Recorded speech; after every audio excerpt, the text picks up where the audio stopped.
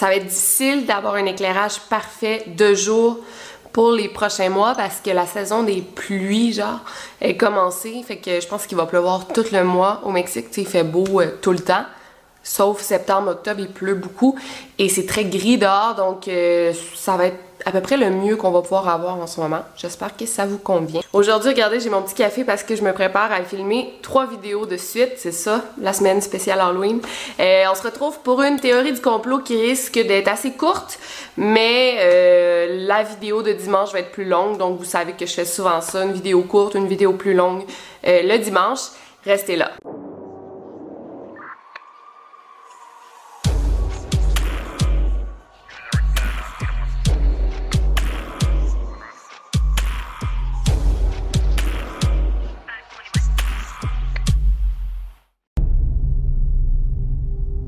Aujourd'hui, je vais vous parler du Bohemian Club. C'est un club privé aux États-Unis qui regroupe vraiment des gens puissants. Ça ressemble un peu au Skull and Bone Society, que j'ai déjà parlé de ça. En fait, moi, je pense, c'est ça. Je pense que c'est les Illuminati, mais sous un autre nom. Tout a commencé dans les années 1850. Il y a un groupe de journalistes super cultivés, des intellectuels qui se regroupaient. Ils s'appelaient entre eux les Bohemians.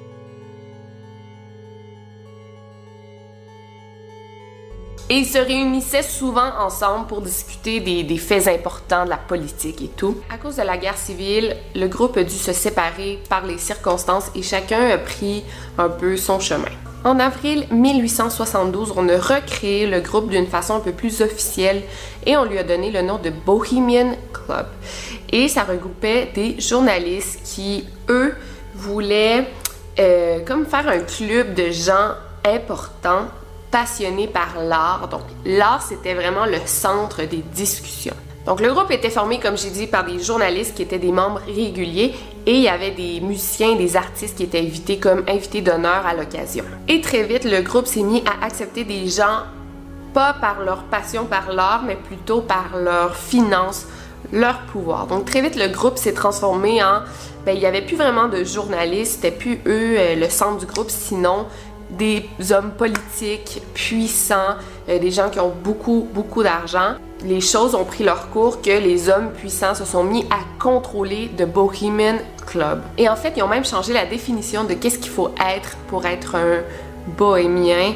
Et il faut être un bon vivant, il faut aimer le plein air, mais surtout aimer les arts, mais les apprécier d'une manière jeune, radicale, inconventionnelle. Donc ça tourne encore autour de l'art, mais là, ça inclut des gens plus puissants que de simples journalistes bohémiens. Même que Oscar Wilde a visité ce groupe et a dit « J'ai jamais vu des bohémiens aussi bien habillés, aussi riches, aussi puissants dans le monde. » Parce que c'est vrai qu'être bohémien, normalement, c'est genre être artiste, vivre de son art, dans la pauvreté, être bohème, c'est ça. Parmi les membres du Bohemian Club, on a eu George W. Bush, Richard Nixon, il y a eu Clint Eastwood, il y a eu tous les présidents de Harvard, Yale, Princeton, il y a eu aussi Theodore Roosevelt. Donc c'est tous des présidents américains.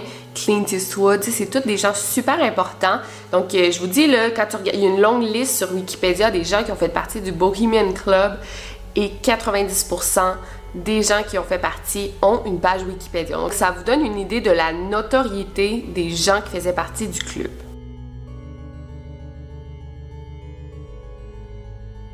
Puis on parle des gens les plus influents aux États-Unis. On a 3 présidents américains, on a des CEO de compagnies super importantes, on a des CEO d'institutions financières des plus puissantes aux États-Unis. Donc ça vous donne une idée que, comme les Illuminati, tout le monde se connaît dans ce domaine-là et ils sont vraiment en train de régir le monde. Depuis les 30 dernières années, la liste des membres est secrète, donc on ne sait pas qui en fait partie. Et ils ont un nouveau slogan, c'est un vers de Shakespeare, ça dit « Waving spiders come not here ». Donc ça veut dire que quand ils vont dans ce club-là, ils sont pas supposés de parler d'affaires. Je crois que c'est faux, je crois que ce slogan, c'est peut-être une façade pour dire « Non, non, non, on se réunit, mais on parle pas d'affaires ». Genre, mon œil. Et c'est complètement faux parce que le Manhattan Project a été planifié dans une réunion du Bohemian Club. en 1942. Le Manhattan Project, pour ceux qui ne savent pas, c'est la détonation de la première bombe atomique. Okay? Puis tout ça, là, ça s'est discuté dans ce club-là.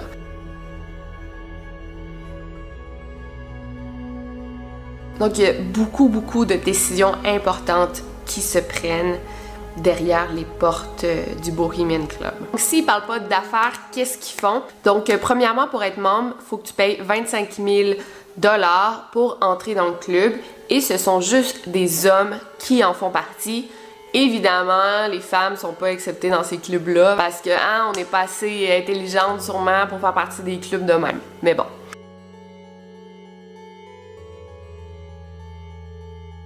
À chaque année, au mois de juillet, les membres du groupe se réunissent durant 2-3 semaines pour un camp. Et ça se passe à Monterey, en Californie, et personne, je dis bien personne, n'a le droit d'y entrer.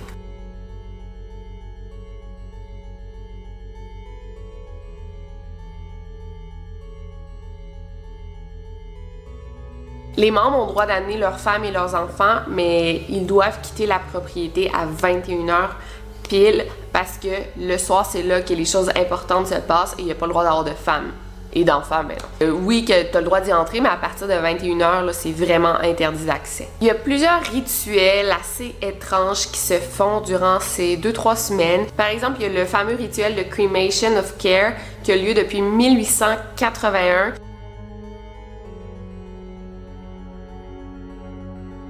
La cérémonie a lieu devant un gros statue d'un hibou de 12 mètres. Et le hibou, c'est la mascotte du club. Il y a la musique, des effets pyrotechniques. C'est assez impressionnant. Et le rituel, c'est pour exorciser le démon et assurer un succès aux 2 semaines de camp à venir. On pense que le hibou n'est pas réellement un hibou, mais il représenterait le démon Moloch.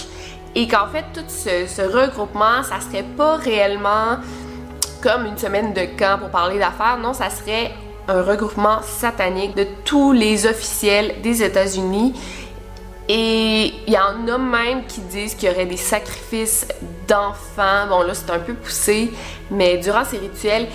Mais écoutez, il y a quand même un journaliste qui a réussi à s'infiltrer. Je me demande si c'était pas Alex Jones, mais en tout cas, je veux pas dire de niaiserie. Il y a un journaliste qui a réussi à s'infiltrer et écouter les cris qui se passe durant le rituel, ça fait peur.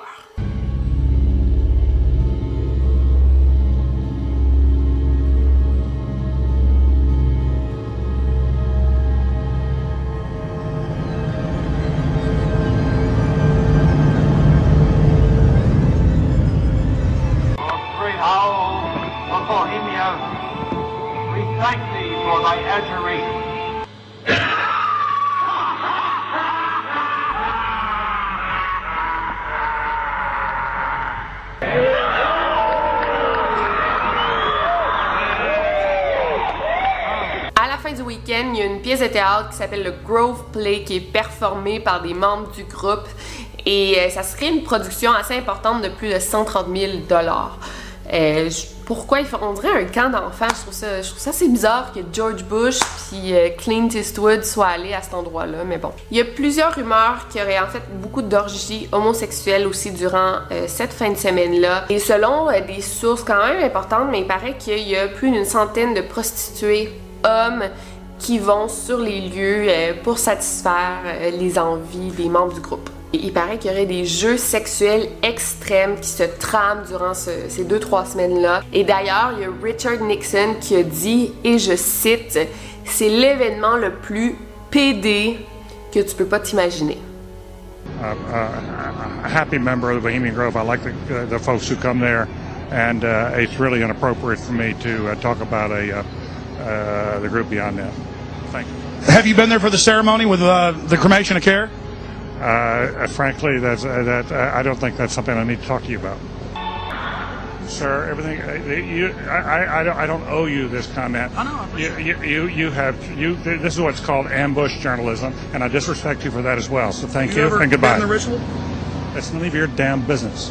Qu'est-ce que ça nous dit sur tous les CEO des institutions financières qui nous contrôlent? Moi, je trouve ça vraiment louche. C'est ça, les Illuminati. Tu peux pas avoir de preuves plus officielles que ça.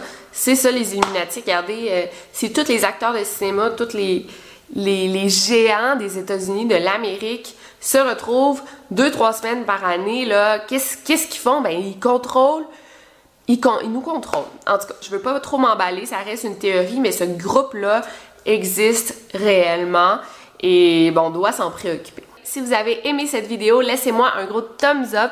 Sinon, on se revoit dimanche pour un nouveau Fridays et d'ici là, n'oubliez pas de garder l'œil ouvert. Over and out.